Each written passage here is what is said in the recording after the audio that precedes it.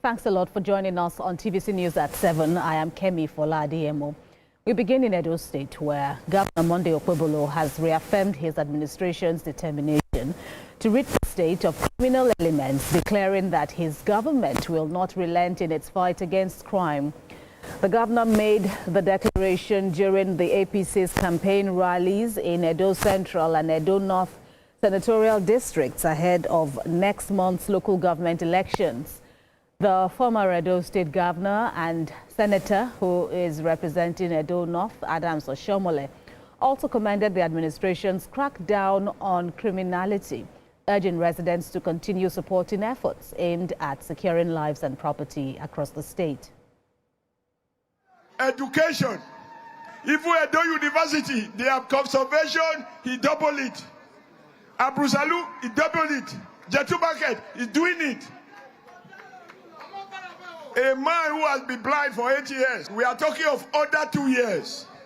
In 4 years, I know we are going to do Denge Akurukere to celebrate the good things that are happening. So only one question. You remember when during the last campaign I said, if you have only one vote, give it to Tinubu. Because if you give to Tinubu, he will have minister. Has that not come to pass? Auchi Ekpoma Road to Benin. Do you remember you can't follow it? Because Baba loves us. I said, Baba, I can't even go home. He said, why? I said, there's no road. He said, call me Minister of Works. Before you know it, a contract was awarded, concrete pavement. 80 years that road would remain like that.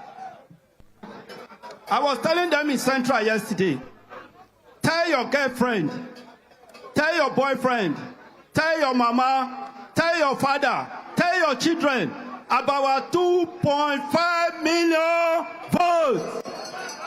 About our 2.5 million votes. The senator representing Edo North and former governor of Edo State, Oshiomhole, joins me now on the news this hour. Thank you very much, Senator Oshiomhole, for joining us on TVC News at 7. So all hands are on deck now ahead of the local government elections in Edo State. Tell us about the state's preparedness, particularly the party's preparedness for this crucial exercise. Well, thank you for having me. Well, today we had the third edition of this campaign. We had one in Edo South in Benin, and yesterday one in Edo Central, and today one in Auchi in Edo North.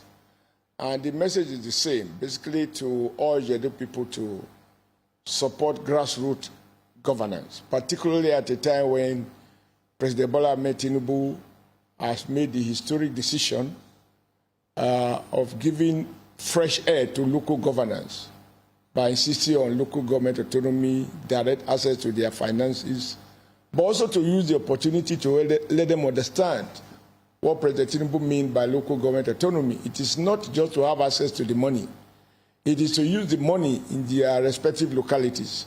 Because if the revenue accrued to that third tier of government is spent across the 774 local governments in the country, people will feel the impact of governance. That's the whole idea of grassroots governance. And so we took two messages to them. First, about the need for Edo people to vote for our candidates. And second, to understand that with the renewed emphasis on local government autonomy, local governance is expected to have more impact on the life of an ordinary person. And I think that message served very, very well.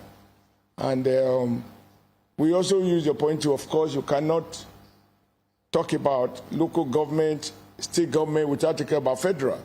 The truth of the matter is, as we speak, the party that we belong to, the All Progressive Congress, has President Bola Ahmed Tinubu as our candidate. And that has been affirmed, and he had been issued with the certificate of, as the candidate, presidential candidate of the APC. And so naturally, we use the opportunity to remind them that whatever they are going to get from their local governments as a result of the bold and courageous decision by Mr. President to say, if the ordinary Nigeria will feel the impact of government, that cannot be delivered only at the federal level, nor can the state alone deliver it. Money made for each of the localities should be delivered to them and should be spent in each of those localities.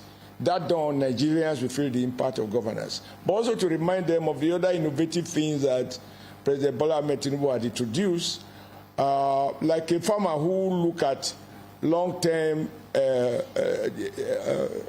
plan for tomorrow. He has taken the bashing from all manners of persons as he tried to lay foundation for a better tomorrow. We remind them that it is just absolutely necessary that we renew the mandate of the president so that he can continue with the job he has started. You don't change it, as they say, you don't mend it if it's not broken. We in Edo State, and I believe across Nigeria, people have positive stories to tell about what is changing and what will change. Right. And when you hear international financial institutions, some foreigners appreciating us more, even more than ourselves, I'm proud to say that the president is a man who realized that it is better to plant, harvest, and cook than go to fast food store to buy fast food for your children. Before you know it, they will develop, become obese. Right. So we believe we are good in Edo State, and I believe across Nigeria, and we are good to go. Right. And of course, it's coming at a time when the conversation on state police has gotten a notch higher, especially with the Senate passing this bill, also seen as a very crucial contribution to the polity at this time. But do you think that the moves by the Senate has successfully wrested concerns about abuse of this instrument by governors? Well, nothing will ever rest fears and doubts. Only time will tell. The truth of the matter is, President Bola Ahmed Tinubu is doing what Nigerians have always talked about, the need to make the principle of federalism a reality. Virtually everybody talk about that, but only a few people understand what it means. If you are afraid that your governor will not govern well, he will not use the instrument of state, including state police, use it to fight criminality, then you will have to think twice before you elect your governor. But it is obvious that we can't have a federal system, and everybody wants so-called true federalism, whatever that means, and yet the critical element to give practical expression to true federalism, people say it will be misused.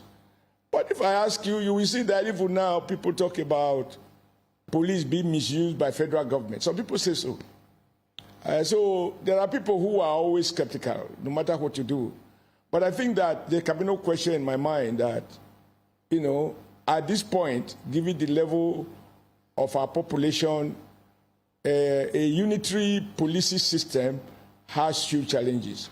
I used to be one of those who were very, very critical, even when I was governor, to have a state police, because I was looking at this issue of abuse. But then I asked myself, if abusing one or two or three politicians is the price we have to pay to ensure that the states are safe and that a governor can acquire legally AK-47 or modern weapon to deal with criminals, rather rely on some initiatives that are very loud, like Amoteku in the Southwest, Vigilante Group, Neighborhood Watch in different states. But the one missing link is that you can't fight terrorists, dangerous criminals who are wielding AK-47 with guns, which hunters can carry.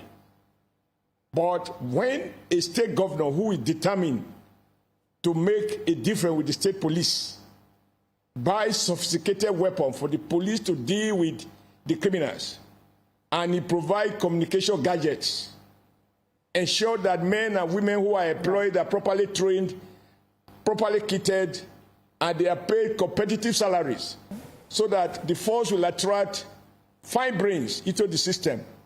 I did there's no question in my mind that Nigeria, I used to come from a tradition that says, why are you spending so much money on defense?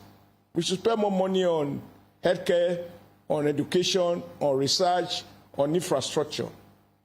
But before to swallow my word, I've seen that you can't even go to a hospital if the roads are not safe. Right. And doctors will go to work if they do not feel safe going to work. And it doesn't seem to me that anything will work if people don't have a sense of security. Even the poor want to feel safe in their poverty. That being so, we must begin to review the tools. So the president's commitment to state police, I think is something that we have to commend him. Right. It's again another additional evidence of a president with uncommon courage to do the things that others were afraid of. When people talk about their fears, I always say we should also manage to talk about our hopes. To simply amplify our fears as if we don't have hope, for me, is deficit. It's a defeatist position. So the Senate has passed the